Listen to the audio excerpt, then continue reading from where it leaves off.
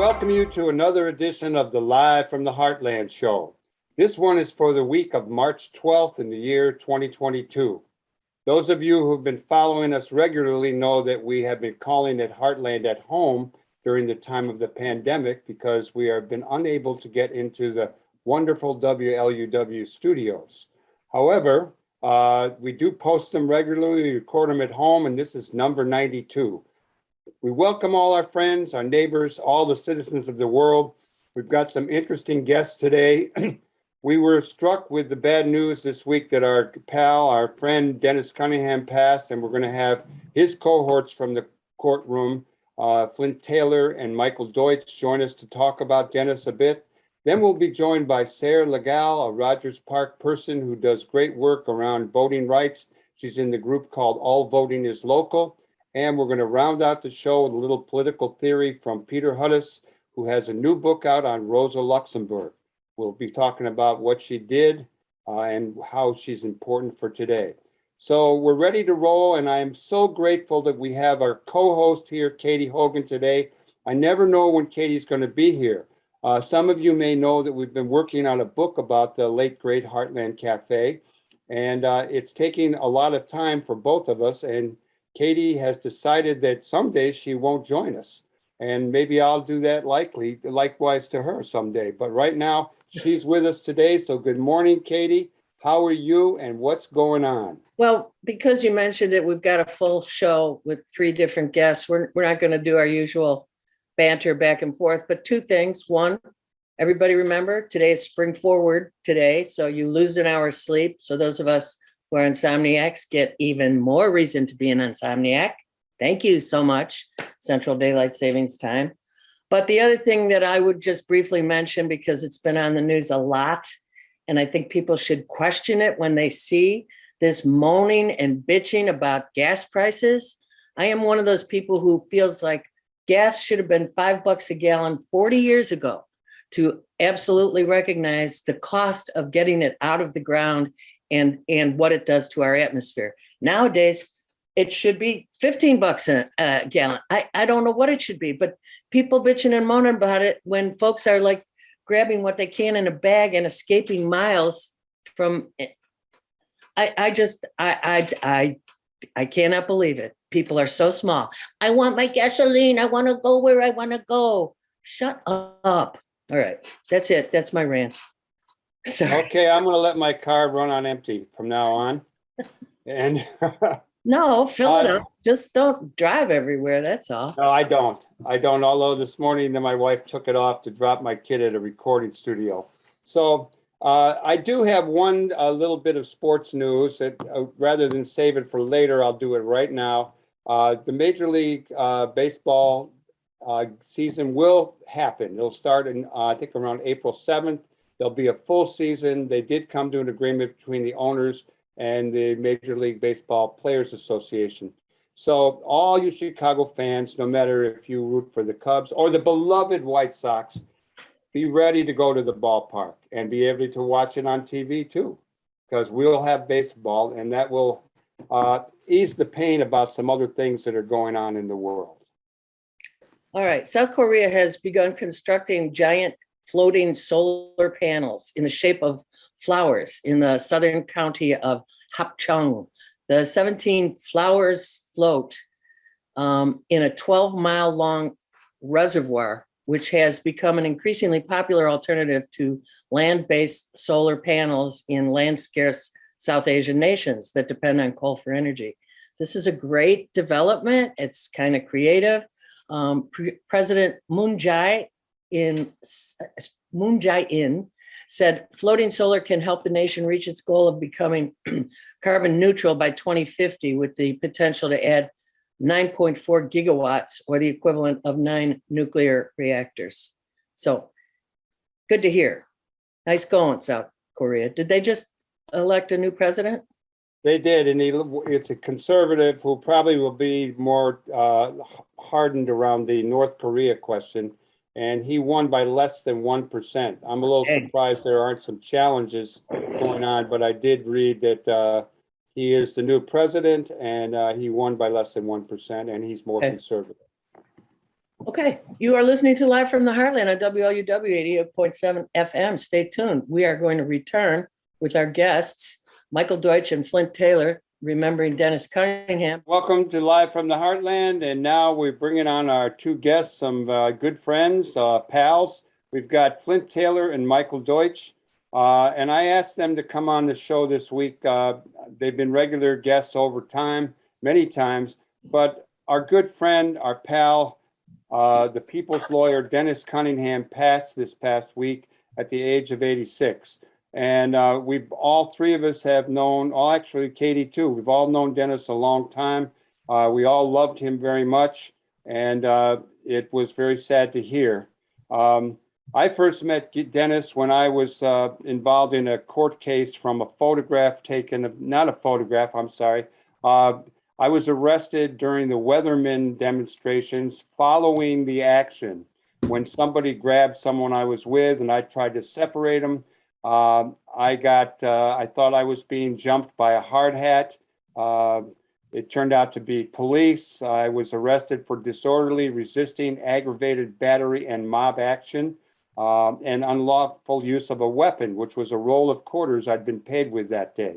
Dennis became my lawyer on that case.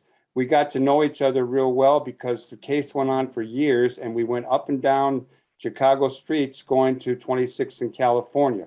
Tell me how you guys met Dennis and how important he was in your lives.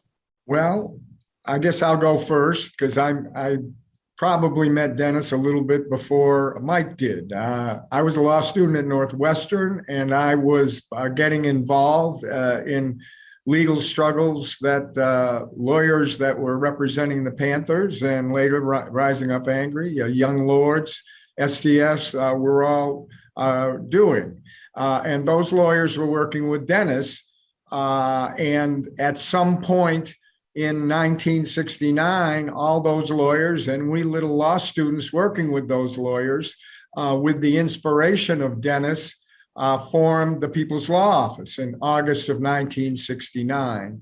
And so as a student, I became one of the trusted or hopefully trusted law students that worked with that group of lawyers, headed up in a certain way in terms of experience and knowledge and political savvy by one Dennis Dixon Cunningham.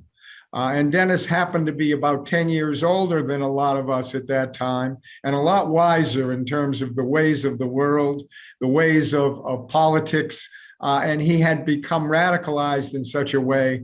And he was very much a mentor, a inspiration. He became a friend and a comrade. And he we became part of, and we all were part of and are part of the greater Cunningham Mellis family, which Dennis was the patriarch of. And so without going into detail at this point, which I will do a little later on about some of the wonderful and inspirational cases and experiences that we all had with Dennis, I'll pass the baton over to Mike for him to give an intro with regard to Dennis. Okay, I first saw Dennis at a Lawyers Guild meeting where he was a speaker, and I was friends with Susan Jordan, who was also one of the founding members or close to the founding members of the People's Law Office. And when I saw him speak, I was just surprised. I've never heard anyone speak quite like he did, kind of off the cuff, kind of, jargony. And I never forget that. I never forget my first seeing him. And then later on, I was a law clerk for a judge in the Court of Appeals, but I wanted to get involved in the struggle. So I wanted to join the People's Law Office through Susan Jordan. And Dennis took me to a bar called Glasgow, which is right next to the People's Law Office, to interview me. So he sat me down at the bar and said, "Now, what are your politics?" And I didn't really have much politics then, other than I wanted to get involved in the struggle. When I was a law clerk was when the conspiracy trial was going on. And I used to sneak in the back and watch the trial. Bobby Seale, bound and gagged, the lawyers, Bill Kunstler, Leonard Weinglass, and this is what I wanted to do, and that's why I wanted to join the People's Law Office. And that was the beginning when I guess I passed Dennis's interview, and we went down and defended the Panthers in Carbondale. And although Dennis wasn't directly involved in the trial, he was always supportive and around us. And that was my first jury trial when 47 counts of not guilty of the Panthers in Carbondale. So that was the beginning of my joining the People's Office and meeting Dennis. Well, those are good to hear, those introductions to Dennis. Well, we all know that he accomplished a lot of things, and he was involved in some very important cases. I had forgotten that even the case in Carbondale, which you say he was an advisor on, kind of. I think I remember a guy named Jimmy Bruton down there who grabbed a plane and flew it to Cuba. Anyhow, the more notable cases that we know about were certainly the Fred Hampton, Mark Clark assassinations, the Attica prison rebellion, the Earth First case with Judy Bari. Why don't we go one by one and start with the Fred Hampton, Mark Clark case and tell us about Dennis's involvement and how he contributed to the victory in that case. Well, Dennis, I'll take that one, Mike, and you take Attica. We both had remarkable years and decades worth of experience in those cases with Dennis and others like Jeff Haas in the Hampton case and so many other lawyers, young lawyers in our office. Dennis represented Fred Hampton before there was a Black Panther Party. And he so impressed Jim Montgomery, another important lawyer in Chicago, in that case with his closing argument, that Montgomery commented about it. And obviously Fred was impressed. This was out in Maywood in early '69. And about that time, Fred and Bobby Rush were energizing and starting the version of the Black Panther Party here in Chicago. And Dennis was asked, along with Skip Andrew and Don Stang and other lawyers who were forming the People's Law Office, to represent the Panthers. Just before Fred was assassinated, along with Mark Clark, on December 4th, Dennis came down with appendicitis. And so on December 4th, he wasn't able to actually come to the apartment where we all were taking evidence, and Skip Andrew was kind of organizing all of that. But Dennis then, at his house, was command central for all that was going on with the evidence, with the people in jail. Jeff was speaking to people in jail. Skip and myself and many others were at the apartment for 10 days taking evidence. And so Dennis was integrally involved in that. And then he was able to get out of bed, he said, to go to Fred's funeral, although he had to sit in the car. He couldn't get out of the car. But by January, he was a moving force in the defense of the Panthers, who had been charged, and also in the coroner's inquest, which was publicly airing the evidence of the assassination of Fred Hampton. Of course, it was one of the many cover-ups that happened. I'll spring forward now to 73 to 76, which is when we all had the landmark civil suit in federal court, which brought to light the FBI's role in the case and showed that O'Neill was in fact the provocateur. And even though Dennis was not in court for a lot of that, because he was at Attica for much of that time, he again was an advisor. He was a mentor. He was an inspiration. He always had the big picture. He always thought about and knew about what, in fact, one move would lead to with regard to the next move. And so he was very significant working with all of us, particularly Jeff and I, who were in court and were in the depositions, to plot out and to fight over that 13-year period, the actual exposure of the FBI and its role in the assassination of Fred Hampton. Well, that was good, Flint. Thanks a lot. And Mike, get ready. And how about you share a little bit on the struggle up there in Attica, which was, you were on the Live from the Heartland show not that long ago talking about Attica at whatever year it is. It's been a long time. Tell us a little bit Fifth about, anniversary. how about sharing with us a little bit about Dennis and the Attica trials? Well, Dennis had a unique ability to bring the political essence to the courtroom, not only in the court itself, but in his written advocacy. He was a master of capsulizing the political nature of a case. And Attica was just perfect for his skills and positive contributions.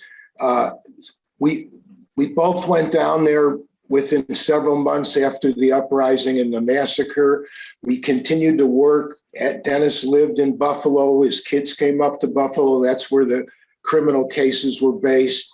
For 30 years, we worked on Attica. And Dennis was a key person in terms of organizing the brothers, putting forth the brothers' position, helping to maintain unity among the brothers. Not one Attica brother became a witness for the government, the state.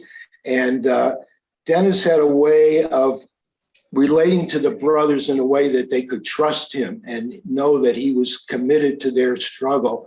And in the courtroom and in his written stuff, he was amazing. And I learned so much from him. I was just a brand new lawyer, less than a year out of law school, or maybe, a year and a half.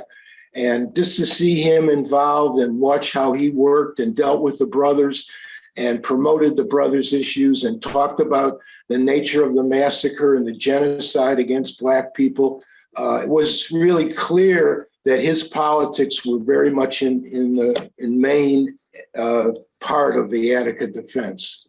If I could kind of piggyback off of that, Mike and Katy, yes, he taught us, he mentored us in how to write, how to take the facts and make them political, and how to ride those facts and broaden it in terms of the political issues that were being raised. And like Attica, of course, the Fred Hampton assassination was a perfect and remarkable event or series of events that he capsulated. And as young lawyers, he led us to understand and to fight to bring out those issues.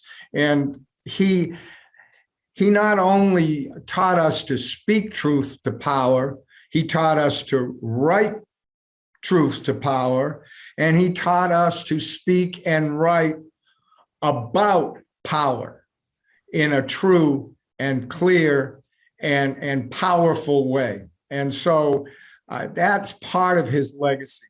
His legacy is really, I think Mike and I and all of us are just trying to come to grips with what he meant to us and what his legacy was and is and will be. And we both thank you so much for letting us share a little bit of our feelings and our love for Dennis.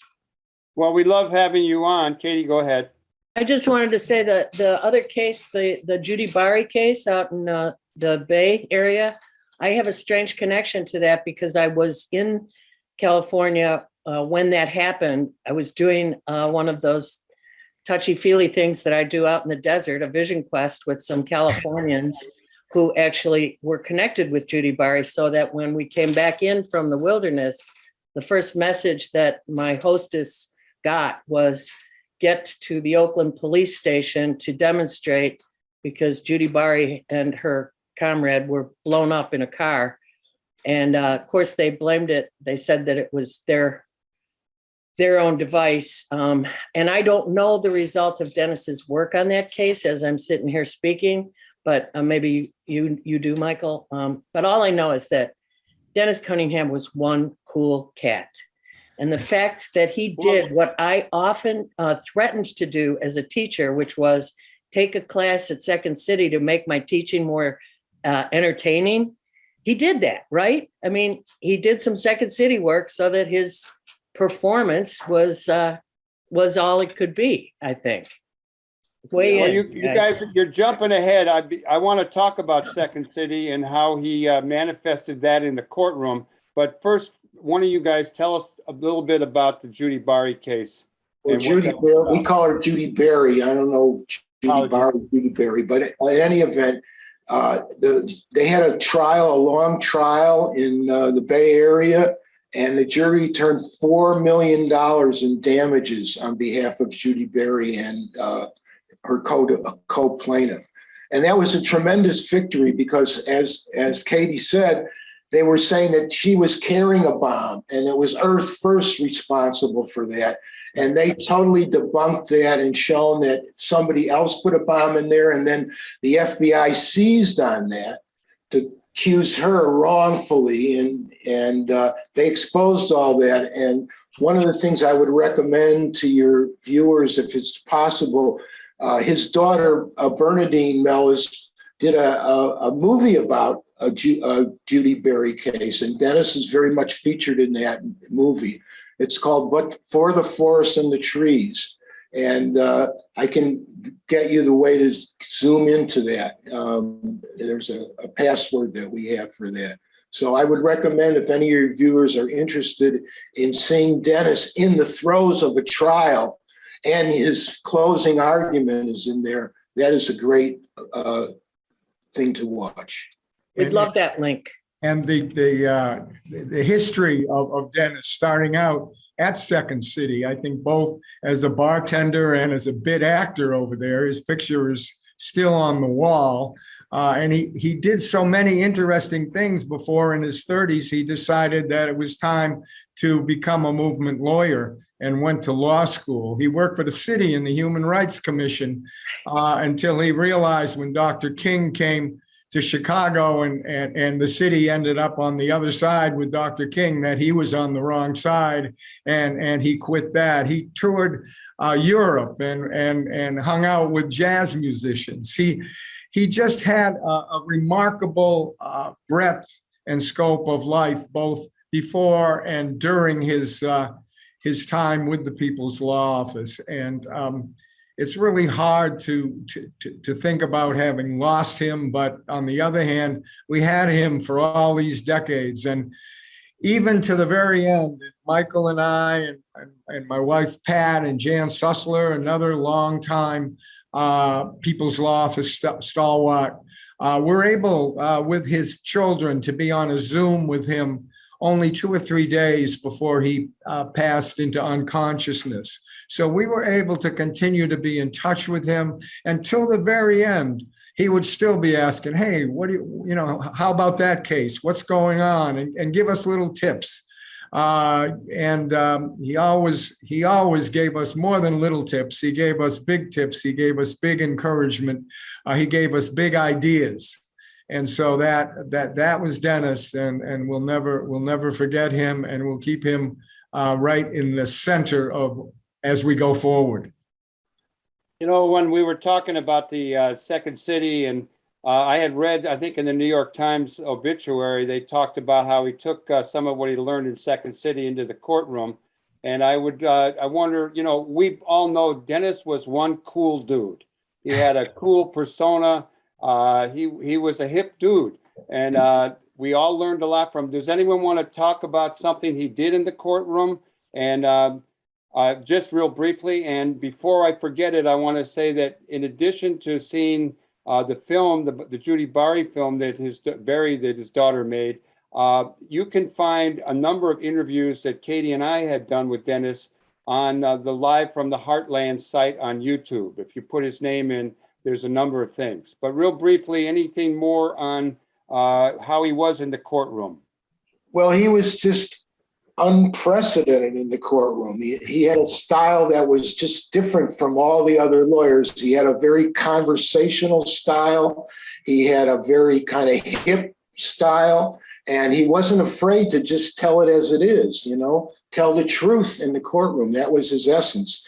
And one other thing I just want to mention, Dennis was also an artist. He would pick up found articles and make these huge statues and huge mobiles, and he even showed those in a showing in San Francisco.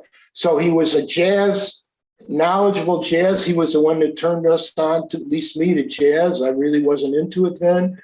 and he was an artist, and he was a funny guy, and he was just, a Renaissance man, if you will. Yeah. We love Dennis Cunningham. We love him. We will love him forever. And we thank him for all he did. And I want to thank both of you gentlemen for coming on the show with us. And it won't be long till we have you back. And I'm looking forward to seeing you, Michael Deutsch, in the gym in the next couple of days. It was great running to you the other day. Okay, And thanks, great. Clint. Thank you all. Okay. Thank you. Thank you. Bye. We're going to take a little break, and we'll be right back with more Live from the Heartland. Welcome back to the from the Heartland show. That was Boots Riley doing Dig It, and that was requested by our next guest, Peter Hudis. And is that right? Do I say Hudis or Hudis? Udis, actually. Hudis. Udis. Okay. Udis. Well, Peter, it's good to have you back on the show. The last time you were on the show, we were talking about Frantz Fanon and your book, Frantz Fanon, Philosopher of the Barricades. And I was cruising through the social media, and I saw that you had a new book out by about Rosa Luxemburg. Actually, And, I've heard her name for years in all of my revolutionary years and radical years, but I don't know a lot about her. So I thought it would be a really good thing to bring you on the show, to have you talk about Rosa Luxemburg, who she was, what she did, and then we'll get to how she's relevant for today. Are you ready to go? right. Okay, tell us about Rosa. Well, first, let me explain what this book is. It's actually a fourth volume of her complete works that I'm helping to put out with a bunch of other people. It's an international project that we started a decade ago to try to make all of her writings available in English. There is about 80% of what Rosa Luxemburg wrote has never been translated into English. And even there's a lot of material that's even never been republished in German or in any other language. So this is a project that's going to be about 17 or 18 volumes, 600 pages apiece. Oh. And we've already published 3 volumes. And then this one just came out actually, its scheduled publication date is March 15th. Verso Books, it's another 600-page collection, her writings on revolution from 1906 to 1909. So that's what this new book is, Volume 4, The Complete Works of Rosa Luxemburg. Volume 5 we're working on, Volume 6 we're starting to do translation material for it. So this is going to be a lengthy project. So just want to let you know that from the get-go. So who was she and what did she do? Well, Rosa Luxemburg was probably the most important woman theoretician within the Marxist and socialist tradition. And that right away is enough to make one want to pay attention to her, right? She was born in 1871 in Zamość, Poland. She was a Jew living in Russian-occupied Poland at the time because the Tsarist Empire controlled that portion of Poland. She was also disabled. As a young child, she had a spinal injury. And for the rest of her life, she walked with a limp. So she's a Jewish woman from Poland and disabled, okay, at a period when all those would count against her in not only in established society, but even within the growing socialist movement at the time, because there was very few male leaders, and there was very, very few women theoreticians were not accepted as theoreticians. But she joined the revolutionary movement against Tsarism, and she became a socialist when she was 15 years old. And she joined the underground in Poland, Russian-occupied Poland. And then she had to leave when she was 19 years old because she was about to be arrested, probably deported to Siberia. So she snuck out and went to Switzerland. And she went to Switzerland because the University of Zurich had a long history of accepting revolutionaries from the Russian Empire, and they would give them an education in Switzerland. And she became, very quickly, one of the leading Marxist theoreticians. She was the first woman to get a PhD in economics anywhere. Could you believe this? From the University of Zurich in 1897. And when she finished her dissertation, and she still was active, of course, all the while in the revolutionary movement from exile, she moved to Berlin to take part in the biggest socialist organization that existed anywhere at the time, the German Social Democratic Party, which had several million members. And she became a leading theoretician within that party and within what was called the Second International. This was an international association of socialist organizations and parties. So Rosa Luxemburg is really important for a couple of reasons. One is she was a very independent and creative thinker who thought for herself. She was extremely hostile to hierarchical forms of organization and efforts to like control movements and rank and file initiatives from above. She's what you might call somebody who was more interested, what the term we use today, rank and file organizer, right? Bottom up kind of approach. Grassroots. Right, grassroots organizer, a grassroots approach to politics. But she was at the same time a rigorous and very talented theoretician who wrote on a broad array of subjects, more than we even realized. I didn't realize how much she wrote about before I started on this complete works, because we're discovering manuscripts and things that haven't been published in English or even in German. So she was known, she became very famous as the major critic within the socialist movement of what's known as reformist socialism. In the 1890s, there was some socialists that said, hey, wait a second, we can get to socialism without revolution, without really upsetting the apple cart. We can just get more votes, vote more people into Congress or the Reichstag, and then capitalism will naturally, peacefully evolve into socialism. And all we need to do as a party to push it along. And some of these people were Marx's closest followers who were advocating this. She denounced this, and she went down in history for writing a very famous book, Reform or Revolution, arguing that, well, we need reforms. She wasn't against that, but she said we shouldn't take our eyes off the prize, which is the goal of a socialist society. And the trick is to how to combine the two. She's also very renowned, however, again, for this independent spirit. She was taking on some of the leading figures in the socialist movement as a woman, a Jew, a Pole, and a disabled person, right? Taking them on and saying they don't know Marxism, they're not properly interpreting it, and they're not dealing with the proper political understanding of the situation that was confronting the world at the time. She was a great internationalist, and she argued against nationalism in all its forms. And she insisted that the socialist movement had to be international and not weighed down by national chauvinism or racism. This makes her a very contemporary figure. This at a time when many socialists supported colonialism. Okay, the Socialist Party in the United States at that time had a debate over whether or not colonialism is a good thing. I mean, the fact that they don't have to have the debate is amazing enough, right? And thirdly, the third thing that shows her independent spirit, which has gone down in history, is after 20 years now active in the German socialist movement, the Russian Revolution breaks out in 1917. First, the February Revolution overthrows the Tsar, and then Lenin's Bolsheviks take over in October 1917. Luxembourg at this time is in jail. She was jailed for opposing World War I. She got up on a podium and she said, what you people should do now that war is declared, the soldiers should turn their guns on their officers. And she was very proud to say it. And she didn't deny that she said it when she had her trial. She said, this is what I do. I represent the working people, not the capitalist class. She was in jail in World War I. But while in jail, she heard about the Bolshevik seizure of power. And she was supportive of it. She thought, wow, this is a wonderful way to try to push for a socialist society.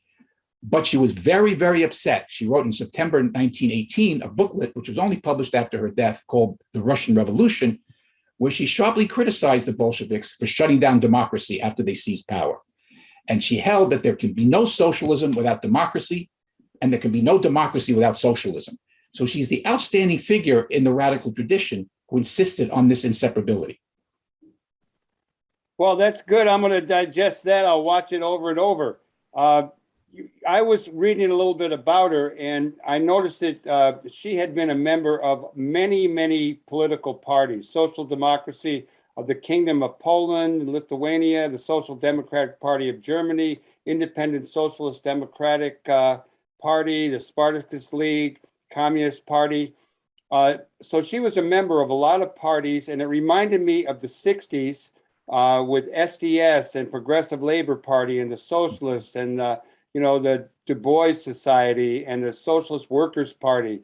And I'm just wondering, what is your take on the competing leftist parties then, back in the 19th century, as well as today, where people are competing for followers, for cadre, both inside and outside electoral politics, where you have, inside you have the Democrats, the Liberal Democrats, the Blue Dog Democrats, the DSA, the Working Families Party, et cetera. Any thoughts on multiple organizations trying to move people to the left?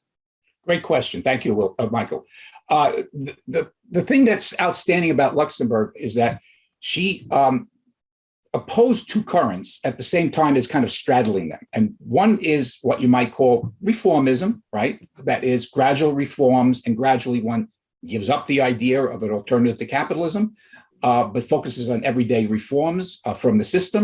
The other is a revolutionary approach, which doesn't favor that, but then thinks that revolution is about a small party representing the working class, in theory at least, that seizes power in their name and then imposes hierarchical social control of some form or another, as we saw throughout the 20th century in all these revolutions. So she was somebody who was opposing both of these tendencies, right? She was against the reformists who shied away from revolution and didn't really push for an alternative to capitalism. But she also pushed against those revolutionaries who held to revolution and wanted an alternative to capitalism. But the kind of socialism that they ended up propagating was, frankly, reproducing some of the worst ills of capitalism, in the sense of the division of mental and manual, leaders and ranks, men and women, etc., or race relations get folded into this. So she was not somebody who was against participating in elections. She was not against voting socialists into parliament. As a matter of fact, she spent much of her career, I'm right now translating some of her writings from 1910, where she was engaged in, I'm not translating myself, I'm just editing some of the translations other great translators are doing. But she was crisscrossing the country for 3 months during 1910 in Germany, trying to agitate for a change in the electoral system. Because Germany at the time had a weird system. It was a monarchy. They didn't have a democratic republic. But they did have a parliament and they did have universal suffrage. But there's one problem with it, is they had a 3-tier voting system. If you were a worker or a peasant, you got 1 vote. If you were a professor or an academic, you got 2 votes, like equivalent of it. And if you were a capitalist or a landowner, you got 3 votes. Okay. So this ensured that working people could never really take over parliament in their own interests. But she was still campaigning that we need to have socialists in parliament. And she worked herself to death to build a socialist alternative within the parliamentary system while criticizing all of its limitations. And why? Because she held to something that Marx believed very strongly himself. Engels believed this. Even Lenin believed this until he seized power in Russia. But before that, he always advocated this. And that is namely this. They held that the form that is best suited for agitating for socialism is a democratic republic.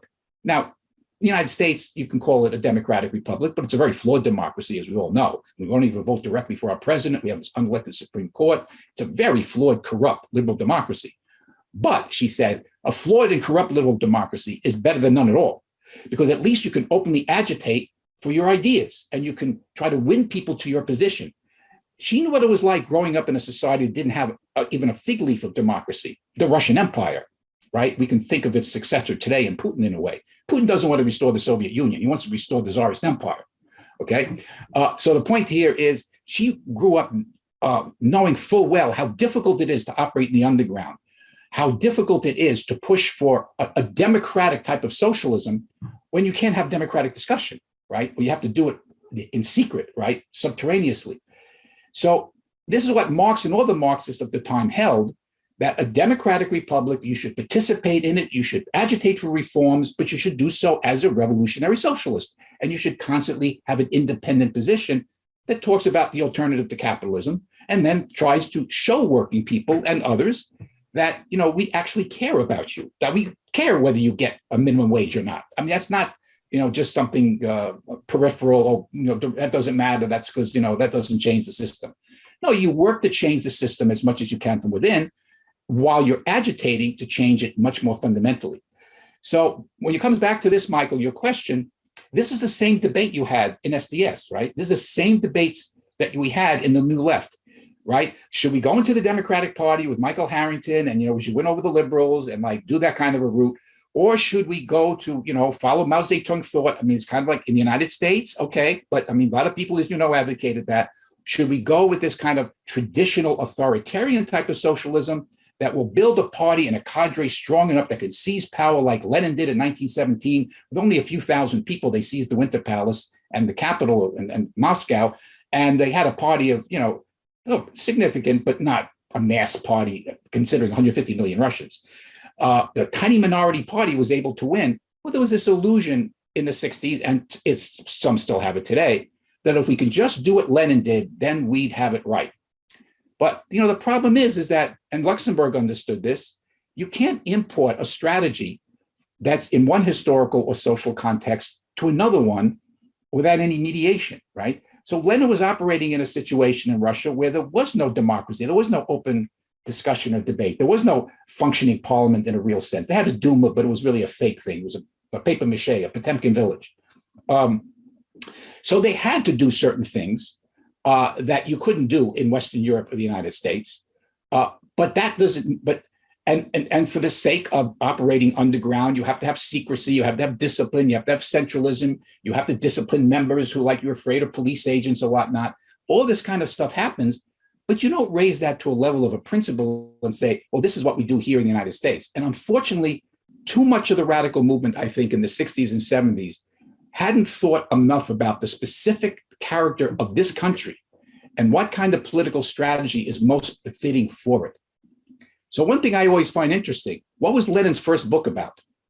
His first book was about Russia. What was one of Marx's first journalistic articles about? The nature of Germany. What was Rosa Luxemburg's first book about? The nature of Poland, the Industrial Revolution of Poland. That was her industrial development of Poland. That was her doctoral dissertation. You start as a revolutionary by understanding what's the nature of our history and what works given the problems in the framework of American society. And there was too much of this looking outside, right? And thinking that, well, there's a model that we can take from China or from Russia or from Cuba or whatnot. It doesn't fit given the structure of American society. So can I ask you, I'm sorry, you're Sure. teaching us a class here and we've I'm got sorry. to remind people it's radio.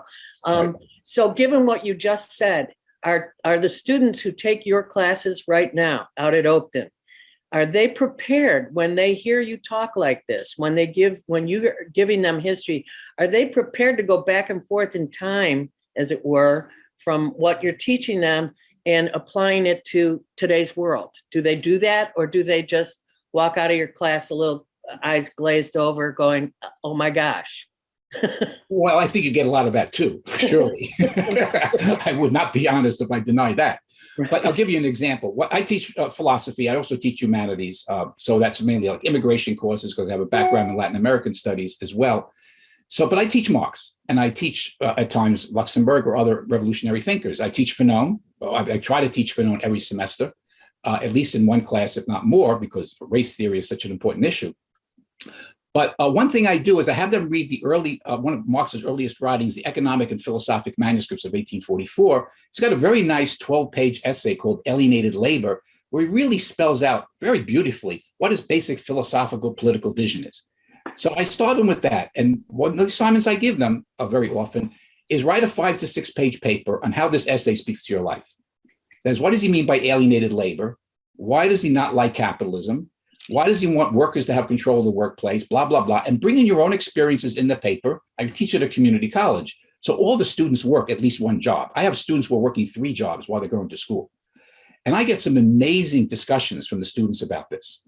The thing that I got that was most striking to me is we're discussing Marx for about 2 weeks in the class, in one of the classes. And, you have to understand, for this generation, the art of reading has been lost. Right? Social media has been killing it. So you have to to take undergraduates and say, okay, here's a philosophical text like Marx's, and let's go through it page by page. Take some work, right? A student stops me in the middle of my comments and says, Professor, I just realized something. I said, what? She said, I just realized after reading this guy carefully now, he was for freedom. He wasn't for dictatorship. Right? Now that's what I'm looking for, okay? Because Marx's name has been associated so much with the opposite of what he really stood for. Let me ask you a little bit about, Luxemburg's theory of imperialism and how that relates to the world today and to the, particularly the Southern Hemisphere. Great question. Okay, so there was this big debate within the radical movement, anarchists, Marxists, socialists, communists, etc., liberals too, of course, in the late 19th and early 20th century over how to understand imperialism, because, the Berlin Conference of 1880 II had divided up Africa between all the European powers, and there was this new stage, not just colonialism, but imperialism. So how do you understand this?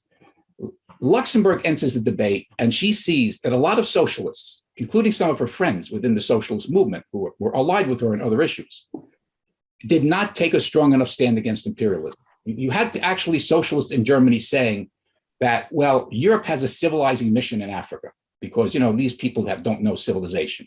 So yes, we don't like the worst parts of colonialism, but it's, it has some role, right? There were people who opposed that, of course, besides her.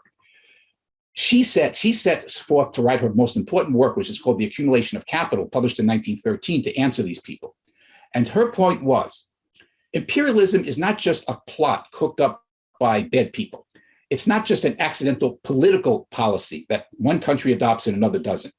She tried to argue that imperialism is a necessary and inevitable expression of a globalized capitalism. Now, this term globalized capitalism is very common today. It was not common in 1913. But she said the tendency of capitalism is not to remain within national economies, not to have self-sufficient national economies or even partially self-sufficient. The logic of capital, as Marx enunciated it in Das Kapital, she argued, shows that capitalism will strive to take over the entire world and bind it into one unitary system. But it can't do that without plundering the resources of the global south. It can't do that without destroying indigenous communal formations, such as common possession of the land of Native Americans, or communal relations of working in the land, social relations that are not hierarchical, but are reciprocal, etc., that you find in many, many societies on Earth. So what Luxemburg does as part of her work in trying to show, as an economic theorist, because she was a great economist, that capitalism has to engage in imperialism because each pole of capital, whether it's England, France, the United States, or you can say today, Russia, China, the United States, each one wants to grab as much of capital accumulation around the globe as possible. So each one engages in one or another form of imperialist jockeying to get that. Now, what she argued, though, which was very unusual for her time, and we only knew this fully to the extent we do now recently, because she also was a teacher. She also taught at a party school that the German socialists had for 7 years, between 1907 and 1914. And she carefully researched the latest anthropology and ethnology of the time and studied very carefully non-Western societies. And she said, hey, look at the Australian Aborigines. They're not backward. They have a very sophisticated form of social organization that we can learn from. That's an alternative to kind of commodified society that we've become so used to. She looked very carefully at Native American societies in South America. She had extensive notes on Northern India and Muslim societies in the Middle East. And she had some interesting things to say about Sub-Saharan Africa. She was studying this very carefully, and she was saying, in many respects, these cultures that are being destroyed by capitalism and imperialism, by the interjection of European powers, have a higher social form of organization in some respects, not economic output, but the quality of life, in a sense, better in those societies than in the modern world, right? Where everything is subjected to money, commodities, competition, etc. So she was trying to learn from these cultures to enrich the socialist message. Peter, we're going to run out of time. I'm going to ask you one more question. How does her work speak to those trying to combat today's efforts to eliminate political democracy? Great. Okay. We are in big trouble, right? Because around the world today, there is this effort to destroy political democracy. And of course, the United States, probably more than anywhere. And it's extremely threatening. A lot of the global ruling class that used to pretend to be for democracy, or maybe they actually were, are pulling back from that because they don't think they no longer have faith that their system can be sold to masses of people. So if you can't get people to believe in this system anymore, I see it in my students. They say, well, I don't expect to have the standard of living of my parents. They say, I'm not even so sure I'm going to have a job in 10 years with automation, artificial intelligence, etc. So they're very worried about their future. You have this happening all over the world. So a section of the global elite, which Trump exemplifies, basically takes the position, well, if we can't get in legitimately into power or maintain ourselves in power, we'll get there illegitimately, right? Now, what this means is we in the left have to fight to preserve and expand the space of political discourse and political democracy wherever it exists. or whether it does not, where it does not exist, we have to introduce it. Now, it exists to some degree in the United States, again, in a corrupted and limited form.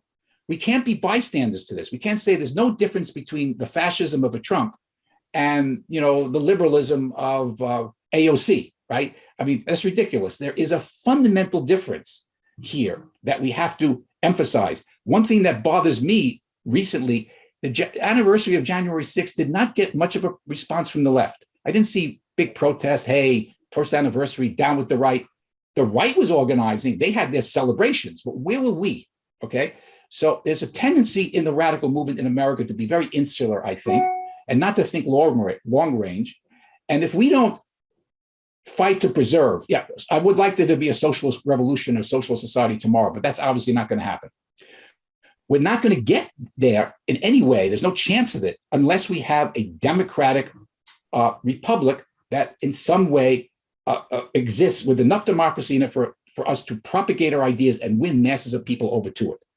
So I don't think, as Luxemburg emphasizes this again and again in her speeches and her writings and her articles, she said, yes, she has a wonderful formulation. She says that a monarchy is more expensive than a democracy, but we would prefer a cheap democracy to an expensive monarchy because at least we can agitate more fully for socialism within a democracy than in a monarchy. So that's Peter, the message thank you today. Thank you so much for coming on. I love Rosa Luxemburg. Great. I can't wait to read the 5 volumes that you've got and have you on again with whatever your next project is. I like the Franz Fanon. You're doing great work and we're going to bump into each other soon. I'm looking forward to seeing both of you. You're both looking great. So keep it up. You look good too. Okay, we'll be right back with more Live from the Heartland. Stay tuned here on the left end of your dial. Thank you. So, wow, we got schooled just there from Peter Hudis. We also pride ourselves on being flexible on this show. So when we didn't have a guest show up at the right time, we moved things around. But what we will continue to cover, which is what that guest was going to talk about a little bit today, is the protection of the vote and the attempts to suppress the vote. So, for example, sometimes we get the rare good news, a positive decision from the Supreme Court. Mainly, they rejected the congressional map redistricting Alabama, saying it's too close to an election. Okay, let's hope they do that with a few other maps that are going to come before them. But this week held up lower court decisions countering attempts to throw out new districts in North Carolina and Pennsylvania. That may be an apparent victory for Democrats. But what we should all know and keep aware of is that folks are already working really hard on combating the voter suppression tactics that have come up since election in 2020. So we will keep reporting on that. And on that note, Katie, there was some news last night I saw about the census was underreporting a lot of people. Duh. And that is another form of voter suppression, big time. Oh, yeah. And it's not like it was an accident. It was an attempt by the Trump administration and people like-minded him all over the country to mess with how many people are here. And that means for 10 years, the incorrect figures will determine a lot of money and a lot of districts. That's right. We have a lot of work to do and to dismantle the Electoral College before we have another presidential would be a goal as well. So we're going to finish up, I reckon. You already told us the good news about being able to go to baseball game. And so our in memoriam, unfortunately, today includes a younger person taken too soon and who's a friend of many of ours, one Cecily Monk, who has 2 young boys, Logan and Roland. And all I can say is peace in your transition, dear Cecily. Thank you for letting me be your friend. And you I love Cecily. And Cecily was great when she worked at the Heartland, and we're real sorry about that. Here also in Rogers Park, when we first started the Heartland Cafe, Katie and I know that there was a group called Yama and the Karma Dusters, a band, and they were associated with the Euphoria Blimp Works, and they had their apartment and they're operating stuff over on Greenleaf, just west of Clark, between Clark and Ravenswood. And one of the people involved there was a guy named Richie Marks. And he moved out to Colorado with a number of other members of the band, and he passed away, and we were really sorry about that. So when we go out, we're going to play a little Yama and the Karma Dusters music. This tune is going to be called Revolution, and we will be back next week with a new show. We're going to bring on Peter Werby, our pal, our anarchist pal from Detroit, where he still publishes the Fifth Estate newspaper, and he has a new book out called Summer of Fire, a Detroit novel. And he'll be with us, and we're going to have some musical guests, Gerald McClendon, who they call the Soul Preacher, as well as his cohort, Vince Salerno. And we'll have a lot of good times next week. Tell all your friends and neighbors to listen in or go to YouTube. Katy, it's great to have you with us this week. And hopefully you'll be with us next week. But if not, we'll see you the week after. In any case, I think you did mutilate one of your guests next week's names, but we'll get it right by next week. What did I actually say? Peter Werby, Gerald McClendon, and Vince Salerno. It says No, Salderno. that's a misspelling, I think. Oh, okay. Anyway, you can hear us on WLUW 88.7 FM, 9 a.m. Saturday morning, and also streaming live on youtube.com/Heartland Media.